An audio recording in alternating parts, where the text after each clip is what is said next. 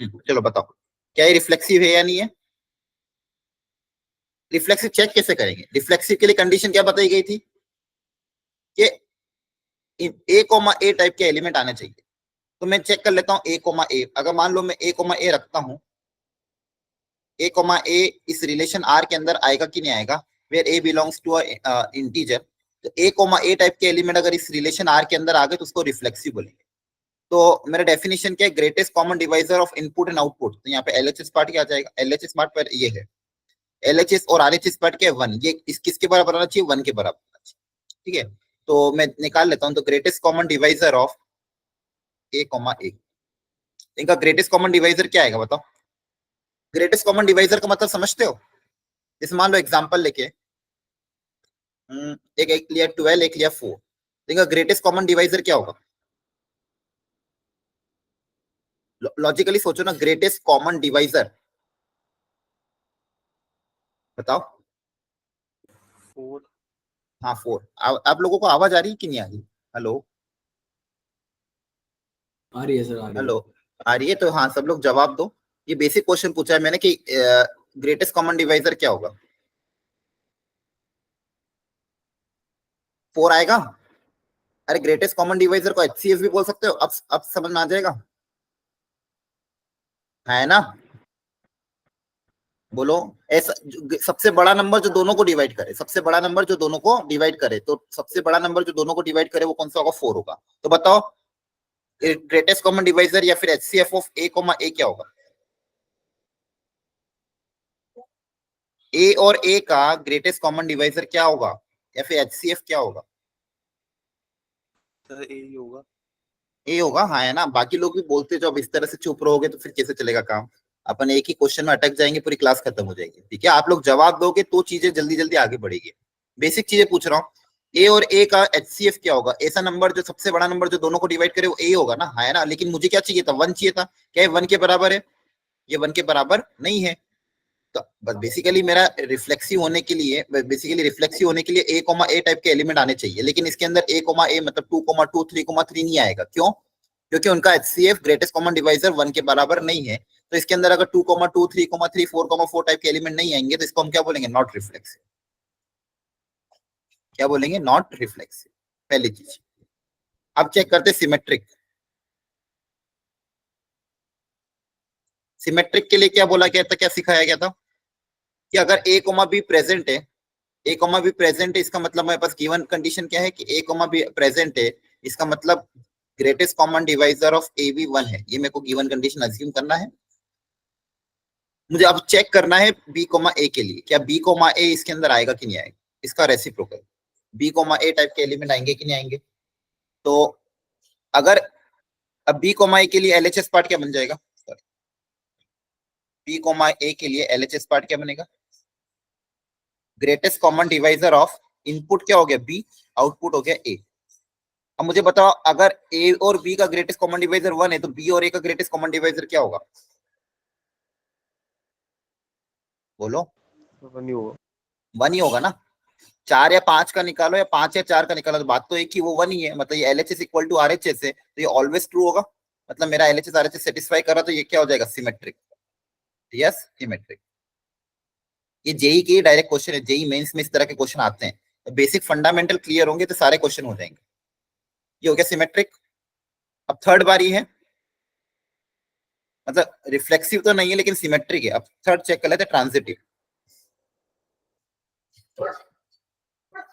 Transitive check करने के लिए अगेन आपको दो गिवन कंडीशन अज्यूम करनी पड़ती है। क्या गिवन कंडीशन? कि ए कोमा बी और बी कोमा सी अगर प्रेजेंट है तो सी कोमा ए कोमा सी प्रेजेंट होगा या नहीं होगा, ये चेक करना रहेगा। ठीक है, तो यहां से मुझे क्या डेफिनेशन मिलेगी कि greatest common divisor of a and b क्या है? 1 है। और greatest common divisor of b and c कितना है? 1। तो क्या ये ऑलवेज जरूरी होगा कि ए और सी का ग्रेटेस्ट कॉमन डिवाइजर 1 है? अब मुझे बस अगर एक केस भी ऐसा मिल गया जहां पे ट्रू नहीं है, वहां पे मैं बोल दूंगा नॉट ट्रांजिटिव। वो केस ढूंढना मेरे लिए आसान है। तो अब चाहो तो यहाँ पे रिलेशन क्रिएट करो, या फिर एग्जाम्पल के तौर पे कोई समझ सकते हो ऐसा एग्जाम्पल जिसका ग्रेटेस्ट कॉमन डिवाइजर 1 हो। कोई भी तो एग्जाम्पल ले लो। जैसे मान लो ले लिया 3 ले लिया और 5 ले लिया, है ना?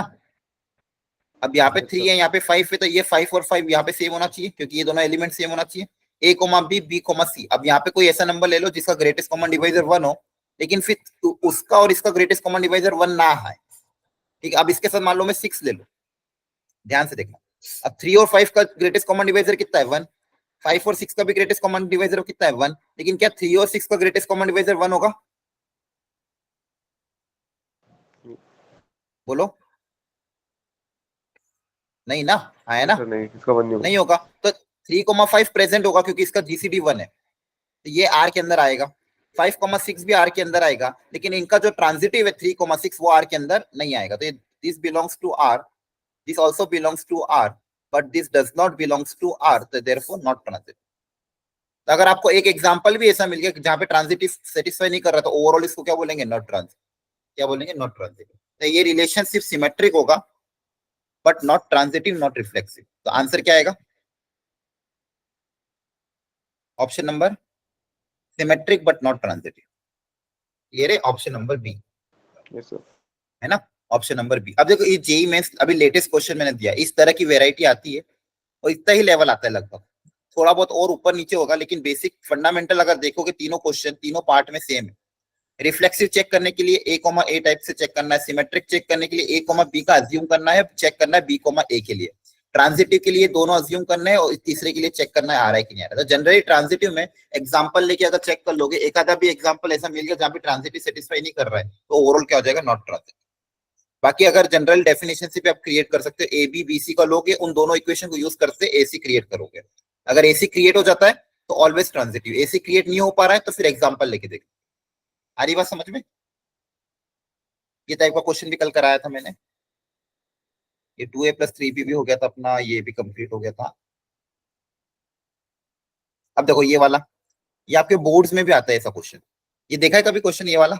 जब इस बार देखो, इन पहले क्या हो रहा था ना, पहले रिलेशन आर किस तरह से डिफाइन था? A R b. इसका मतलब इनपुट ए था, इनपुट एक सिंगल एलिमेंट था ए, और आउटपुट था सिंगल एलिमेंट बी। इस तरह से हमने डिफाइन किया था और पेयरिंग करते थे ए कॉमा बी टाइप से, इनपुट ए आउटपुट बी। अब इस बार रिलेशन किस तरह से डिफाइंड है? इनपुट में एक पेयर आ रहा है और आउटपुट में भी क्या आ रहा है? एक पेयर आ रहा है। तो ये पूरा के पूरा आपका इनपुट हो गया, A comma B is the input और C comma D is the output. ठीक है, बस ये अंतर इस क्वेश्चन में। जनरली आपने अब तक जितने भी क्वेश्चन किए वहां पे क्या हो रहा था कि ए आर बी टाइप से क्वेश्चन आ रहे थे, मतलब इनपुट ए आउटपुट बी है ना। अब तक अपने जो जो भी क्वेश्चन किए थे वहां पे इनपुट ए था आउटपुट बी था, मतलब सिंगल सिंगल एलिमेंट थे। लेकिन अब क्या दिख रहा है यहाँ पे कि इनपुट में एक पेयर आ रहा है, आउटपुट में भी एक पेयर आ रहा है। तो मान लो इनपुट में पेयर आ रहा है ए कोमा बी, आउटपुट में पेयर आ रहा है सी कोमा डी। अब रिलेशन आर किस तरह से डिफाइन है? ये इस तरह से डिफाइन है कि इनपुट का फर्स्ट एलिमेंट का प्रोडक्ट लास्ट एलिमेंट के साथ में, एलएचएस पार्ट में क्या आ रहा है? ए इंटू डी, मतलब फर्स्ट और लास्ट का product multiply by difference of middle term P minus C. ये एलएचएस पार्ट है। एलएचएस पार्ट में क्या है? फर्स्ट और लास्ट का product multiply by difference of this should be equal to, RHS part में क्या आ रहा है? मिडिल का product difference of last two. तो मुझे एबीसीडी इस तरह से लेना है, रिलेशन आर में एबीसीडी की पेयरिंग इस तरह से होगी, मतलब जो आर है यहाँ पे पेयर है आपके ए कोमा बी टाइप से, यहाँ पे पेयर है सी कोमा डी टाइप से। तो आपको इस तरह से पेयर लेने हैं आर सेट ए से सेट बी में, सच दैट ये रिलेशन सेटिस्फाई करना चाहिए, इस टाइप का रिलेशन क्या करना चाहिए? सेटिस्फाई करना चाहिए। ठीक है, जहां पे फर्स्ट और लास्ट का प्रोडक्ट मिडिल का difference should be equal to the product of middle difference of last. ठीक है, अब ये क्वेश्चन हो गया, मैं एक दो एग्जांपल लेके बस समझा रहा हूँ, बाकी आप इसको ट्राई करना।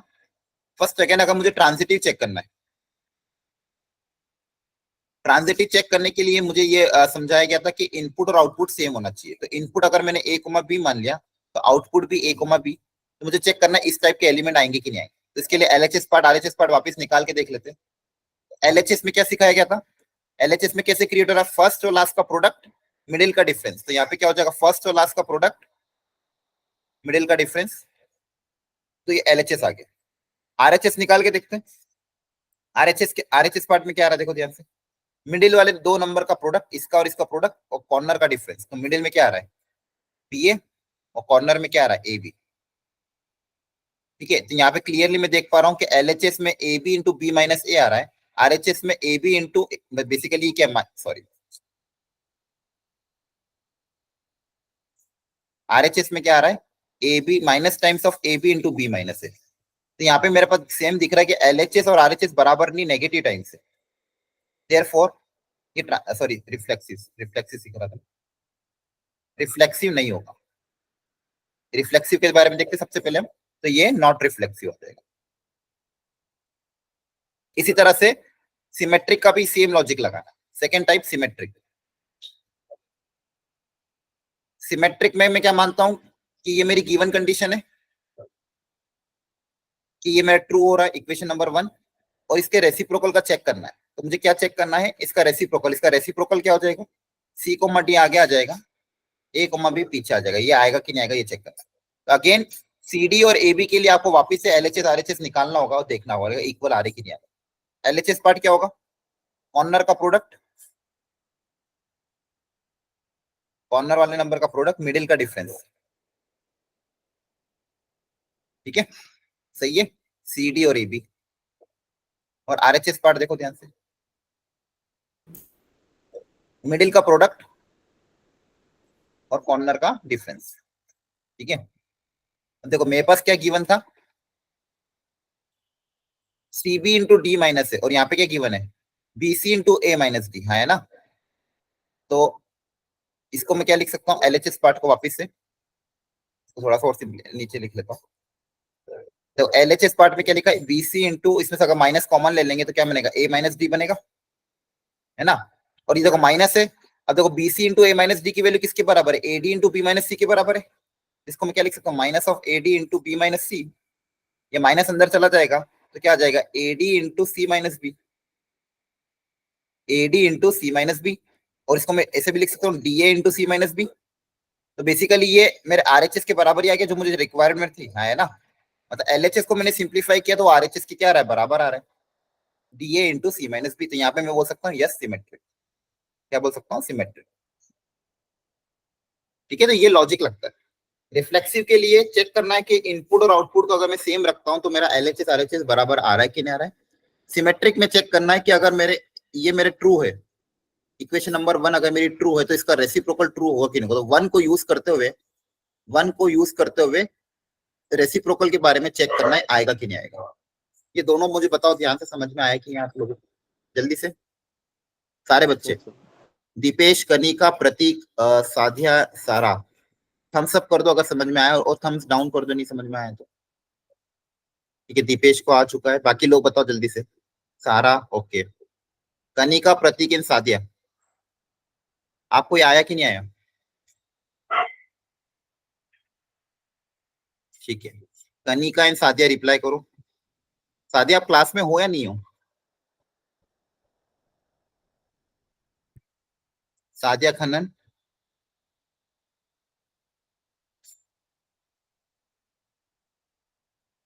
हेलो। आप अगर चैट बॉक्स में रिप्लाई कर सको चैट बॉक्स में रिप्लाई करो, रिएक्शन दो, या सिर्फ आप लॉगिन करके बैठ जाते हो क्या, तो क्लास चलती है ठीक है, लॉगिन करके बैठ गए। वैसे तो कैमरा ऑन करवाने को बोलते हैं। हाँ इसलिए वही ना, वो बच्चे रिप्लाई नहीं कर रहे, मतलब यही है कि क्लास ऑन करके बस अटेंडेंस कैप्चर हो रही है और क्लास में नहीं है।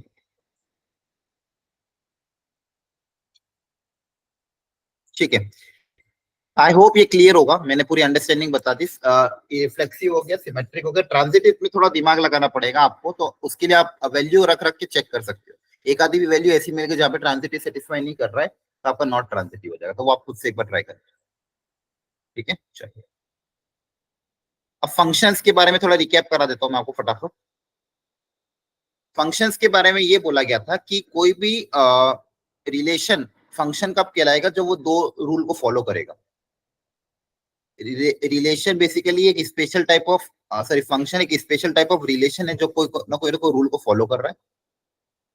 अब वो रूल क्या होता है, रूल को ध्यान से समझते हैं। जैसे यहाँ पे इनपुट में मान लो मेरे पास 3 एलिमेंट है 1 2 3, आउटपुट में मेरे पास है ABCD। तो बोला गया था कि किसी भी रिलेशन को फंक्शन तब कहलेंगे जब इनपुट में जैसे मान लो 1 है, इनपुट का हर एलिमेंट इमेज बनाए और एक एलिमेंट सिर्फ एक ही इमेज बना पाएगा। जैसे ऐसा होगा 1 को अगर मुझे इमेज बनानी तो इनमें से किसी एक के साथ बनूंगा। 1 की मैं 2 इमेज नहीं बना सकता, किसी भी एलिमेंट की 2 एक से ज्यादा इमेज नहीं बनेगी, है ना। हर एलिमेंट की सिर्फ 1 इमेज बनेगी और हर एलिमेंट की इमेज बननी चाहिए, कोई भी एलिमेंट इधर खाली नहीं रहना चाहिए। रिलेशन में कुछ भी चलता, आप इसकी चारों के साथ इमेज बनाओगे तो भी रिलेशन में अलाउड था, कोई एलिमेंट इधर खाली भी रह जाए तो भी रिलेशन में अलाउड था। लेकिन फंक्शन के केस में हर एलिमेंट की, जैसे मान लो ए से बी में फंक्शन डिफाइंड है, a function is defined from set A to B. अब ये फंक्शन तब होगा इफ एंड ओनली इफ, सबसे basic simple line, every element of, every मतलब सेट ए के सारे element, every element of set A, set A बोले तो input set, every element of set A should have only one image in set B, only one image in set B. Every element of set A should have only one image in set B, मतलब output set. तो ऐसे ये अगर definition को satisfy करा तो इस definition को मैं क्या बोलूंगा, फंक्शन बोलूंगा। इस डेफिनेशन को मैं क्या बोलूंगा, फंक्शन। क्लियर है? Yes sir. ओके, ठीक है, ये आपने ऑलरेडी क्लियर होगा सबको। अगर मान लो मैं यहाँ पे कोई एक चीज बनाता हूँ, जैसे ये बना दिया मैंने,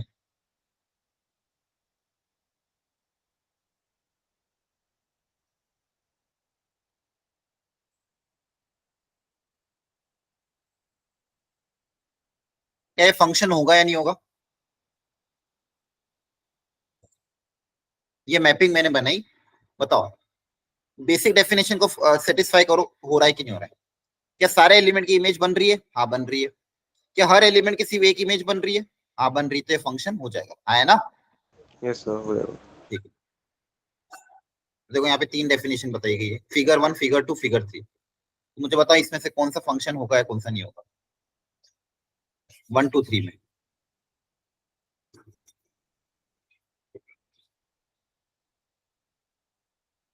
फिगर 1, फिगर 2, फिगर 3, 3 तरह के फिगर दिए, कौन सा फंक्शन होगा कौन सा नहीं होगा? फर्स्ट वाला फंक्शन होगा या नहीं होगा? फर्स्ट फिगर, यस और नो? Yes sir. हाँ, यहाँ पे सिंपल है, हर एलिमेंट एक एक इमेज बना रहा है, every element of set A. Figure 2 बताओ फंक्शन है या नहीं?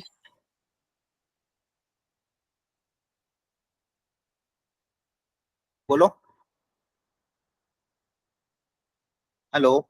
फिगर 2 मेरा फंक्शन की डेफिनेशन को सेटिस्फाई कर रहा है नहीं कर रहा है?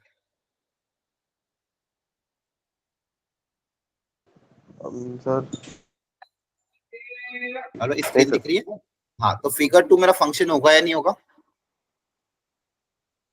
नहीं होगा, है ना? यस नहीं होगा। हाँ, क्यों? क्योंकि देखो 1 की 2 इमेज बन रही है। इमेज में 2 इमेज बन रही है दोनों की सर। हाँ, तो 1 की 2 इमेज बन रही है। मैंने अभी बोला था कि एवरी एलिमेंट ऑफ सूट है ओनली 1। एवरी एलिमेंट, यहाँ पे 2 वर्ड इंपॉर्टेंट है, every element of set A should have only 1 image इन सेट बी। और थर्ड वाला बताओ, थर्ड वाला फंक्शन होगा कि नहीं होगा?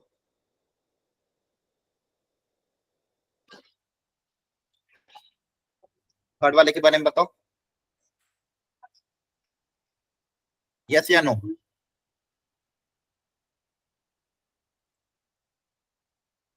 जो थर्ड फिगर है वो फंक्शन की डेफिनेशन को सेटिस्फाई कर रहा है कि नहीं कर रहा है?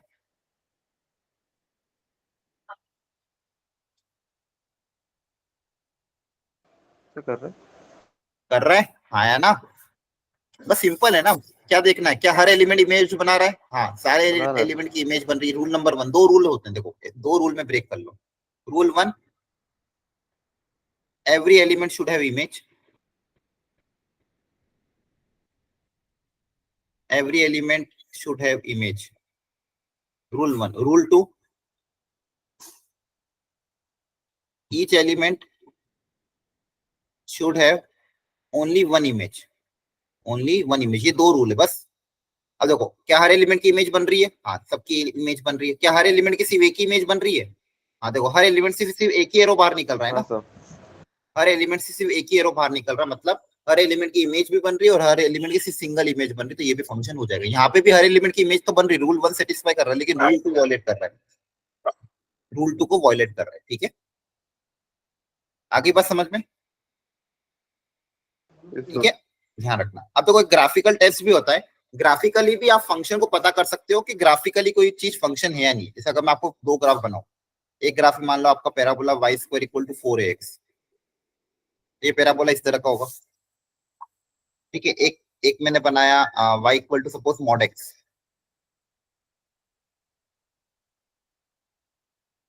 उसका ग्राफ ये रहा, ये आपकी y एक्सिस है, ये आपकी x एक्सिस है। अब ये दो ग्राफ बना दिए गए हैं और पूछा गया क्या ये फंक्शन है या नहीं है। तो इसके लिए क्या बोला गया, वर्टिकल लाइन टेस्ट कर लो। अगर वर्टिकल लाइन ग्राफ को सिर्फ एक ही पॉइंट पे कट करेगी, ग्राफ में कहीं पे भी वर्टिकल लाइन ड्रॉ करने पे कहीं पे वर्टिकल लाइन ड्रॉ करो, अगर ग्राफ को सिर्फ ओनली एक वन पॉइंट कट करती है तो ये फंक्शन हो जाएगा। लेकिन अगर वर्टिकल लाइन ग्राफ को एक से ज्यादा पॉइंट पे कट कर रही तो फंक्शन नहीं होगा। ऐसा क्यों हो रहा है? लॉजिक भी सेम है। इस केस में क्या होगा, इस x के लिए, इस इनपुट x के लिए मेरे पास दो आउटपुट आ रहे हैं, y1 और y2, हाँ है ना। तो एक इनपुट पे दो अगर आउटपुट आ रहे हैं तो बस इनपुट क्या होगा, x, अलग अलग वैल्यू ऑफ x होगी। तो किसी एक इनपुट पे अगर दो आउटपुट आ रहे हैं तो फंक्शन की डेफिनेशन रूल नंबर 2 को वॉयलेट करेगा। रूल 2 को क्या करेगा, वॉयलेट, क्योंकि एक एक एलिमेंट से दो इमेज बन रही, तो एक एलिमेंट से अगर दो इमेज बनेगी तो फंक्शन होगा क्या, नहीं होगा। तो इन्होंने सिंपल तरीका क्या बना दिया कि वर्टिकल लाइन ड्रॉ का, तो वर्टिकल लाइन अगर ग्राफ को एक से ज्यादा पॉइंट पे कट करेगी तो फंक्शन नहीं होगा, वर्टिकल लाइन अगर ग्राफ को सिर्फ एक पॉइंट पे कट करेगी तो फंक्शन होगा। क्या समझ में आ रहा है? Yes sir. ठीक है, तो ध्यान रखना, अगर ग्राफ पता है, ग्राफिकली अगर चेक करना है कोई भी चीज फंक्शन है या नहीं है, तो सिंपल तरीका क्या है, वर्टिकल लाइन ड्रॉ करो। वर्टिकल लाइन ग्राफ को अगर एक से ज्यादा पॉइंट पे कट करी तो फंक्शन नहीं है। ठीक है, चलो यहाँ पे ध्यान से देखो, दो सेट दिए हुए और मुझे से a b c d option में से ये बताओ which of the following are function. Set x और सेट वाई है।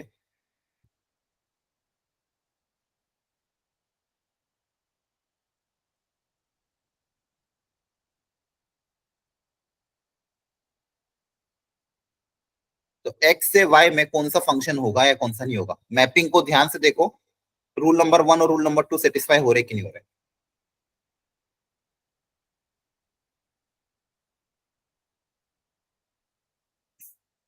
बताओ एबीसीडी में से कौन सा आंसर है। मोर देन वन भी करेक्ट हो सकता है। मैं सब वही दिख रहा हूँ, मोर देन वन का ही। हाँ कर लो चेक।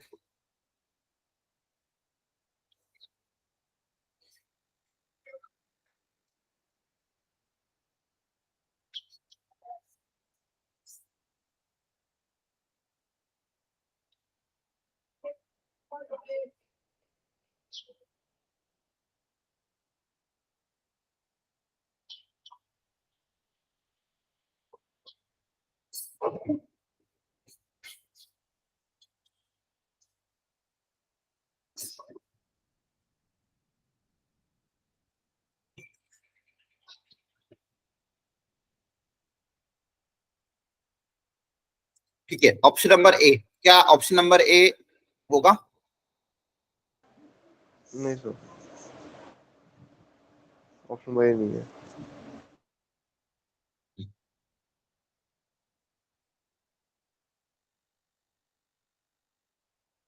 ऑप्शन नंबर ए में अगर ध्यान से देखोगे ए बी, अब बी की दो इमेज बन रही है। सर सी होगा। हाँ सी होगा। Yes sir.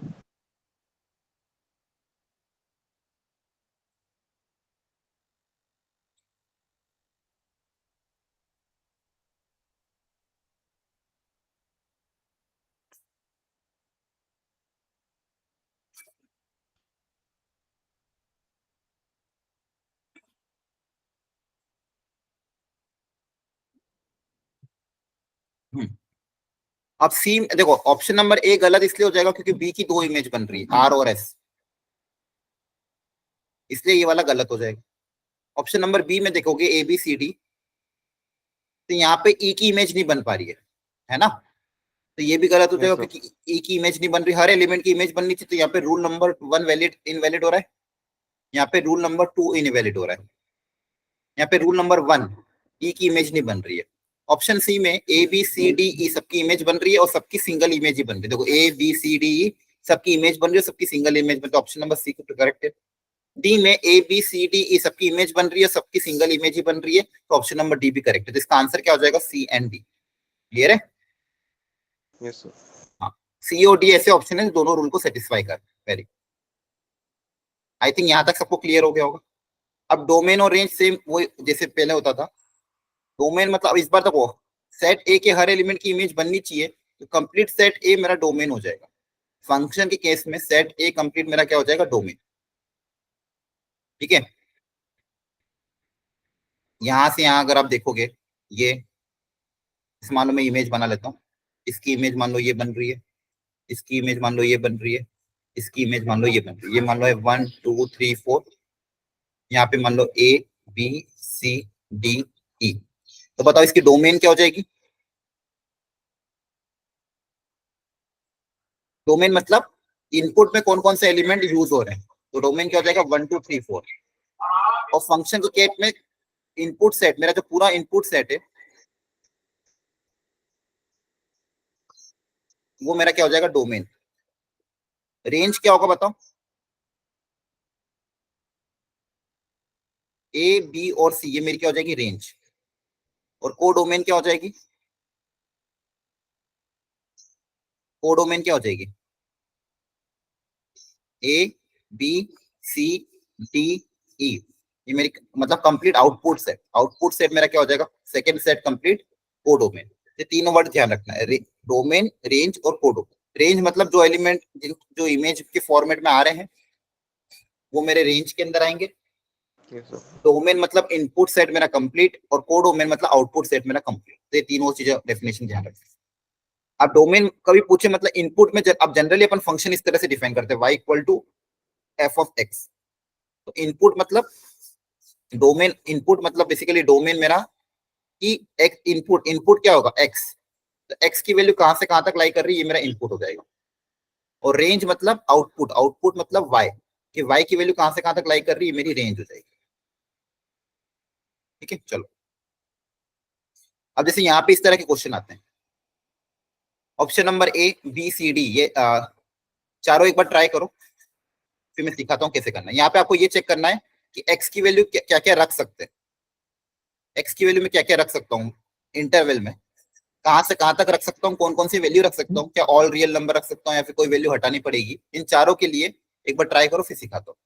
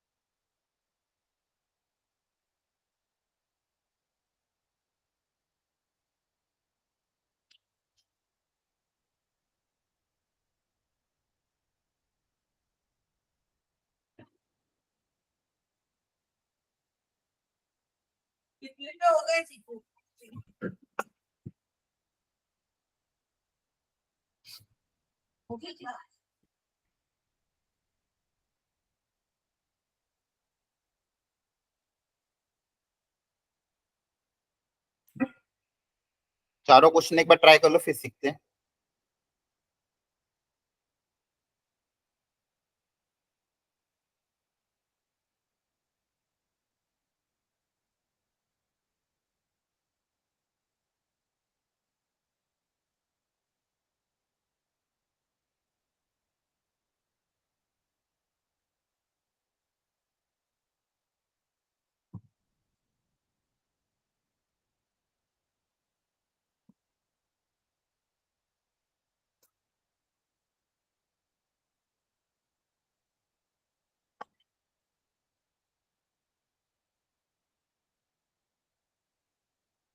करा ट्राई।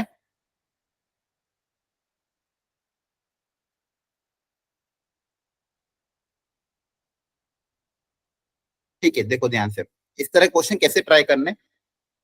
यहाँ पे डोमेन निकालनी, क्या निकालनी, डोमेन। तो डोमेन का मतलब ये होता है बेसिकली कि एक्स की वैल्यू क्या क्या अलाउड है। अब देखो यहाँ पे क्या आ रहा है, 1/x² - 9। अब जनरली मैथमेटिक्स में हमको पता है कि कोई भी नंबर अगर पी बाई क्यू का फॉर्मेट होता है तो जनरली हम क्या बोलते हैं, denominator should not be equal to 0। Same यहाँ पे भी बस यही लॉजिक लगाना है कि यहाँ पे सब कुछ हो सकता है, बस डिनोमिनेटर 0 के बराबर नहीं हो सकता। क्लियर है? Yes, sir. ठीक है, तो बस इसके अलावा और कोई कंडीशन नहीं यहाँ पे अवेलिड नहीं होगी। बाकी अब इसकी वैल्यू कुछ भी हो, बस डिनोमिनेटर 0 के बराबर नहीं होगा। मतलब x² should not be equal to 9, मतलब x की value should not be equal to +-3, है ना। ये 9 कब होगा, जब 3 या -3 होगा। तो इसका डोमेन क्या हो जाएगा, डोमेन हो जाएगा x belongs to all real number except 3n-3। All real number except 3n-3, ये पहला कंडीशन। सेकंड टाइप का क्वेश्चन, रूट। अब स्क्वायर रूट के अंदर जो भी क्वांटिटी आती है वो हमारी कैसी होनी चाहिए, always positive, always greater than equal to 0। अब इस टाइप की इनइक्वालिटी को सॉल्व करने का तरीका फैक्टराइजेशन होता है। अब इसके दो फैक्टर बना दो कि a² - b² का फॉर्मूला अप्लाई करके, यहाँ पे क्या है, x का स्क्वायर -3 का square greater than equal to 0। तो x+3 x-3 greater than equal to 0। ठीक है, x+3 x-3 greater than equal to 0। तो यहाँ पे मेरे पास दो फैक्टर आ गए, +3 और -3। ठीक है, अब ये दोनों फैक्टर का प्रोडक्ट पॉजिटिव कब होगा, जब दोनों पॉजिटिव हो या फिर दोनों नेगेटिव हो। ठीक है, ये जनरली अपन ऐसे इनइक्वालिटी सॉल्व करते हैं। अब यहाँ पे देखो दो फैक्टर क्या, x+3 और x-3 क्या चाहिए, पॉजिटिव। तो अगर x की वैल्यू, सॉरी, ये -3 से +3, तो अगर x की वैल्यू 3 से ज्यादा है, यहाँ पे मैंने 3 इंटरवल बांट दिए, अगर x की वैल्यू 3 से ज्यादा है तो ये भी पॉजिटिव रहेगा, ये भी पॉजिटिव रहेगा, तो दोनों का साइन क्या आएगा, पॉजिटिव। तो ये वाला रीजन क्या रहेगा, पॉजिटिव। x की वैल्यू का -3 से कम है, -3 से कम में होगा, ये भी नेगेटिव, ये भी नेगेटिव, तो नेगेटिव नेगेटिव का प्रोडक्ट क्या हो जाएगा, पॉजिटिव। और -3 और 3 के बीच में एक पॉजिटिव रहेगा, एक नेगेटिव रहेगा, तो प्रोडक्ट आएगा नेगेटिव। अब मुझे चाहिए पॉजिटिव रीजन कहाँ पे आएगा, ये वाला। तो मेरा आंसर क्या आ जाएगा, अब ये एक्स एक्सिस कहाँ से कहाँ तक स्टार्ट होती है, -∞ से +∞। तो x बिलोंग्स टू -∞ से -3 यूनियन 3 से इंफिनिटी। ठीक है, ये सेट्स में आपने बेसिक पढ़ा होगा। इस तरह से इनइक्वालिटी को सॉल्व करते हैं कि x की वैल्यू -∞ से -3 तक रखनी, यूनियन 3 से लेके इंफिनिटी तक रखनी, सेकंड सेट। अब थर्ड वाले पार्ट में रूट भी आ गया और डिनोमिनेटर में भी आ गया। तो रूट के कारण, अब पार्ट नंबर 3, थर्ड पार्ट में रूट 1/रूट ऑफ क्या है, x² - 9 है। तो रूट के अंदर है तो एक चीज तो होनी चाहिए, पॉजिटिव होना चाहिए। लेकिन डिनोमिनेटर में 0 के बराबर नहीं हो सकता, सिर्फ इनइक्वालिटी क्या रहेगी, ग्रेटर देन 0, क्योंकि डिनोमिनेटर में 0 के बराबर नहीं हो सकता। तो अगेन इसके दो फैक्टर बनेंगे, x-3 x+3 ग्रेटर देन 0। क्या आएगा, greater than 0, plus minus plus. तो यहाँ पे बस क्या आएगा, ओपन ब्रैकेट, 3 और -3 को इंक्लूड नहीं कर सकते, तो आंसर क्या आएगा, -∞ से -3 ओपन ब्रैकेट, यहाँ पे होता है क्लोज ब्रैकेट, यहाँ पे ओपन ब्रैकेट, यूनियन 3 से इंफिनिटी। मतलब 3 को इंक्लूड नहीं करना है, 3 और -3 को इंक्लूड नहीं करना है। यहाँ पे 3 और -3 को हमने इंक्लूड किया हुआ है, इसको भी इंक्लूड किया हुआ है, इसको भी इंक्लूड किया हुआ है, लेकिन यहाँ पे क्या आएगा, ओपन, मतलब इन दोनों को इंक्लूड नहीं करना है। इस third part. Fourth part, log. Log की क्या प्रॉपर्टी होती है कि लॉग के अंदर लॉगरिथमिक फंक्शन ऐसे फंक्शन होते हैं जिसमें इनपुट ऑलवेज पॉजिटिव होना चाहिए। Input should always be greater than 0, सिर्फ ग्रेटर देन 0। यहाँ पे जो इनपुट है वो कैसा होना चाहिए, पॉजिटिव। ये लॉग की प्रॉपर्टी थी, लॉग के अंदर कुछ भी इनपुट हमेशा पॉजिटिव आना चाहिए। इसके दो फैक्टर, ठीक है, ये दोनों को अगर मैं प्लॉट कर दूंगा तो plus minus plus, again positive region मतलब ये वाला, और यहाँ पे सिर्फ ग्रेटर वाला है तो ओपन आएगा। तो आंसर क्या आएगा, -∞ से 2, -2 सॉरी, ओपन ब्रैकेट, यूनियन 2 से इंफिनिटी, यूनियन 2 से इंफिनिटी। तो ये इसकी डोमेन आ गई। इन तीन चारों पार्ट में अगर कोई डाउट हो किसी पार्ट में तो अभी क्लियर कर लो एनीवन। ये first part, sorry a part, b part, c part, d part, इन ए बी सी डी में कोई पार्ट ऐसा जो नहीं समझ में आया हो, कोई स्टेप, तो अभी पूछ लो, ध्यान से देख लो Sir. चारों पार्ट। क्या क्लियर है सबको? Yes, sir. हाँ है ना, ठीक है, ओके, चलो अब ट्राई करो इसको। लॉग की मैं प्रॉपर्टी यहाँ पे लिख देता हूँ। लॉग एक ऐसा फंक्शन है, मान लो बी है, बेस ए है, तो जो बी है वो ऑलवेज, बी में कंडीशन क्या होती है, ऑलवेज ग्रेटर देन 0। जो बेस होता है, बेस भी पॉजिटिव होना चाहिए, जस्ट नॉट इक्वल टू 1। ये कंडीशन होती है लॉग की। ध्यान रखना, अब इन दोनों क्वेश्चन को सॉल्व करो। Base should be positive, input should be positive, base should not be equal to 0।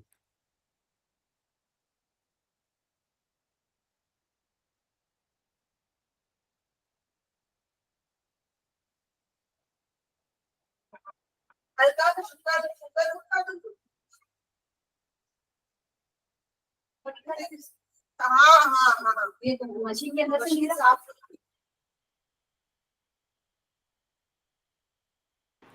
दोनों क्वेश्चन को ट्राई करो, देखो एक्स की वैल्यू क्या क्या आ रही है।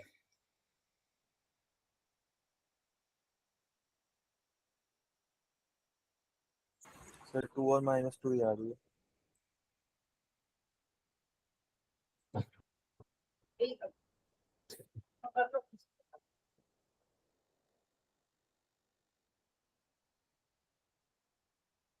ठीक है, चलो अब ध्यान से देखो।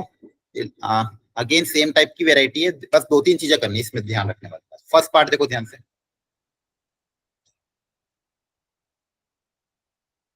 Log of y equal to base x bracket 4 minus x square. ठीक है, अब यहाँ पे जो बेस है, बेस की पहले कंडीशन अप्लाई कर देते हैं। x ग्रेटर देन 0 होना चाहिए, x should not be equal to 1। ये बेस की कंडीशन होती है। अब जो लॉग के अंदर इनपुट है उसकी कंडीशन, इनपुट कैसा होना चाहिए, पॉजिटिव। इसको थोड़ा सा अगर मैं माइनस से मल्टीप्लाई करूंगा दोनों तरफ से, क्या हो जाएगा, एक्स स्क्वायर माइनस 4। ये ग्रेटर कन्वर्ट हो जाएगा लेस में, नेगेटिव नंबर से मल्टीप्लाई करने पे इनइक्वालिटी चेंज हो जाती है। अब अगेन इसके factor x minus 2 x plus 2 less than 0। वापिस प्लॉट कर दोगे, -2 + 2 प्लस माइनस प्लस, इस बार क्या चाहिए, लेस देन 0 मतलब negative portion. x belongs to -2 से लेके 2। ठीक है, अब ये जो तीन आंसर आए हैं, 1 सेकेंड आंसर और थर्ड आंसर, इन तीनों को लेना पड़ेगा इंटरसेक्शन, क्योंकि इन तीनों का सेटिस्फाई होना जरूरी है। तीनों में आपस में एंड की कंडीशन है। कौन सी कंडीशन है, एंड की।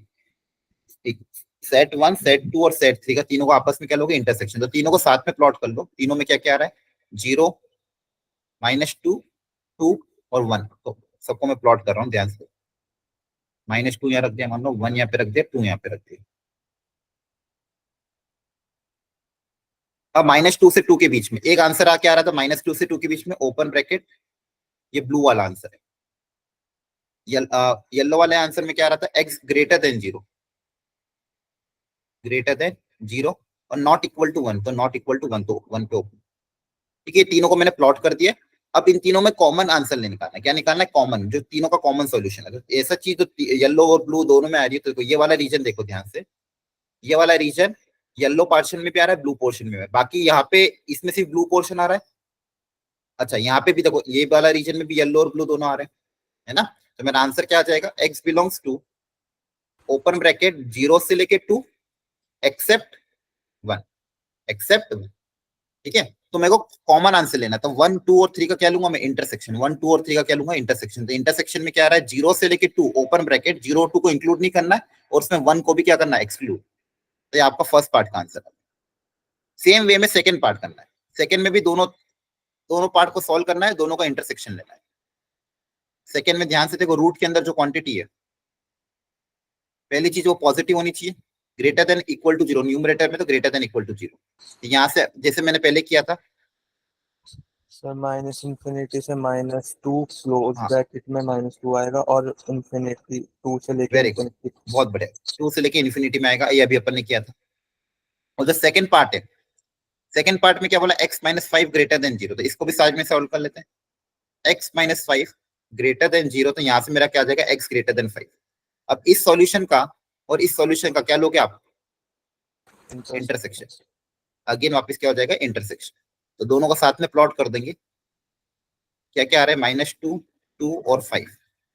एक बोल रहा था -∞ से इधर, 2 से इधर, और दूसरा बोला था ग्रेटर देन 5। ग्रेटर देन 5 मतलब इधर। दोनों का कॉमन सोल्यूशन क्या आएगा, ये वाला। ठीक है, तो दोनों को मैं प्लॉट कर देता हूँ व्हाइट और ब्लू ग्रीन से। व्हाइट वाला क्या बोल रहा था, माइनस इन्फिनिटी से -2 यूनियन 2 से इन्फिनिटी, और ग्रीन में ग्रेटर देन 5। तो ग्रीन और व्हाइट का कॉमन सोल्यूशन क्या आएगा, ये वाला। हाँ, इसका आंसर क्या आ जाएगा, मेरा सेकंड पार्ट का आंसर आ जाएगा 5 से इंफिनिटी। 5 से इन्फिनिटी। सेकंड पार्ट का आंसर आ जाएगा 5 से इन्फिनिटी। तो डोमेन वाले ऐसे क्वेश्चन है प्रॉपर्टी पे बेस्ड। बेसिक प्रॉपर्टी ये तीन होती है कि denominator should not be equal to 0, under root के अंदर जो क्वांटिटी आनी चाहिए वो पॉजिटिव आनी चाहिए, लॉग का क्वेश्चन अगर आता है तो लॉग के अंदर इनपुट पॉजिटिव होना चाहिए, बेस भी पॉजिटिव, नॉट इक्वल टू। ठीक है, तो ठीक है, आज बच्चे भी कम थे और आज अपन ने क्लास में क्या क्या सीखा, फंक्शन को इंट्रोड्यूस कर दिया। फंक्शन क्या होता है, फंक्शन के बारे में बेसिक डेफिनेशन, ये 2 रूल फॉलो होना चाहिए। ग्राफिकल टेस्ट क्या होता है, किसी भी ग्राफ से फंक्शन को कैसे चेक करेंगे, vertical line test. Vertical line graph को अगर एक ही जगह पे कट कर रही तो फंक्शन होगा, एक से ज्यादा जगह पे कट कर रही तो फंक्शन नहीं होगा।